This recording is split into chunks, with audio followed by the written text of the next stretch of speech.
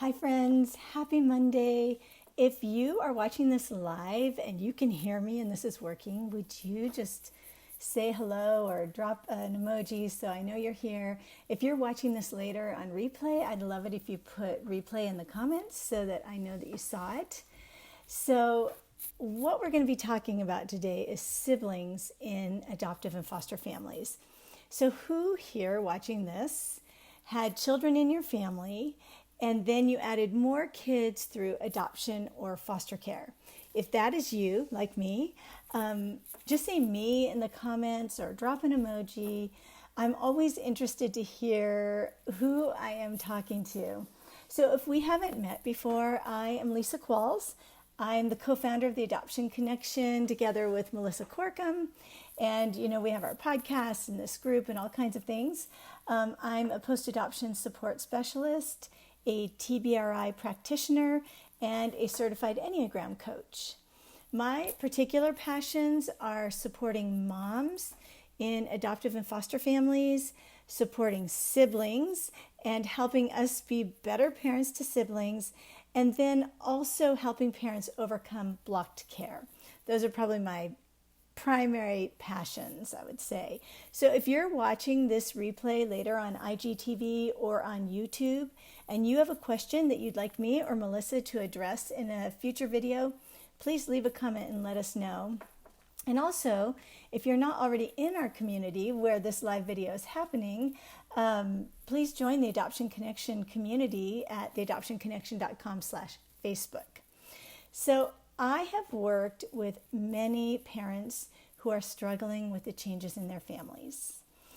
And often, like me, those parents went into adopting and fostering because they loved being parents.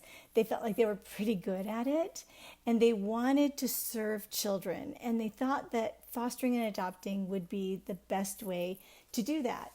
So we added kids who had experienced a lot of adversity and a lot of trauma, and we knew it was not going to be easy. We dug into the hard work of it and learned everything we could about therapeutic parenting. And it really wasn't long before we realized we were going to have to parent our children in a brand new way.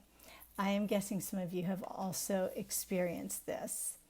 So we did. We learned new ways to parent. We learned how to help our new children heal.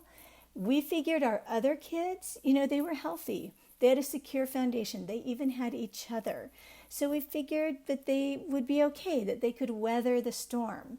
But the truth is that the needs of our new children were so significant that we were absorbed in that. And also, the needs were going to be for a long time. This wasn't like, in a year, everything will be back to normal. Like normal was gone, and we were living a whole new life, really. So we were, I think, a few years into being adoptive parents when we became really aware of how much our kids were suffering.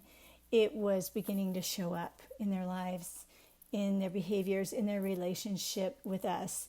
And that began a long conversation, both as a group, we gathered them together as a group, and also just individually. And honestly, all these years later, we are still having this conversation with some of our kids. So, we knew that our new children experienced so much adversity and so much trauma, and we were working hard to heal that. But what we didn't fully understand in the beginning was that now all of our children had experienced trauma, and all of them were struggling in different ways. Our kids really lost access to us. They lost, we talk a lot about giving children voice. Well, the children already in our family, they lost their voice in our family. They lost their ability to reach us. And unintentionally, we left them really unprotected, unheard, and unable to process what was happening in our family. This, to this day, is one of our greater sorrows from this whole journey. So over the years, my passion to address the needs of siblings has just continued to grow. I created a survey, which has now been taken by about 60 siblings, just gathering their experiences and their thoughts. And I've talked with a lot of other parents. Now, I want to be clear whenever I speak on this, I want to be really clear that I'm not talking about children born into the family versus children who join the family through foster care or adoption. That's not what we're talking about. We're talking about children in a family where everything is, relatively stable, right? They may have joined your family through adoption, but things are stable. And then you add children who come with a lot of adversity and potentially a lot of challenges. So not long ago, well, and I will say, I am in the process of writing a book on this, but I'll tell you it is taking forever, and COVID did not help that. But in the meantime, my daughter, Anna Rose, and I did a live webinar. She's 22 now, 22, yeah. And we just discussed her experience very honestly. We talked about the gap between what she thought life was going to be like with new siblings and the reality of what it was. We discussed the good and the hard. We share tips about how to keep all of your kids healthy and make sure that their voices aren't lost in the sea of needs. And my favorite part really of the whole webinar is when Anna Rose talks about how the experience of being a sibling in her family, in an adoptive and foster family, has shaped her into the person that she is today.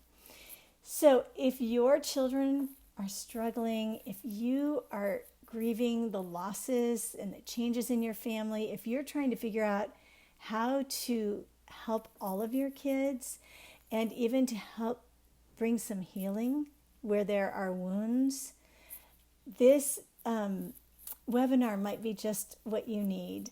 So this webinar is in our new webinar store on the Adoption Connection website. You can find it as well as other webinars. We have one other one right now, and there are more coming. It's at webinars.theadoptionconnection.com. This week only through Sunday, 4th of July, we're offering it at a discount of $15. Just use the coupon code 15, the word 15, all in lowercase, and you will get that special price. I plan to do more teaching and more talking about this, hopefully more webinars as well, because it's so very important that we help all of our children be healthy and that we keep our families as whole as we possibly can as we work hard to serve and love the children that God has placed in our lives. So thank you for stopping in and listening for a few minutes. If you have questions for me, I would love to hear them. And I look forward to spending more time with you. All right, have a great day.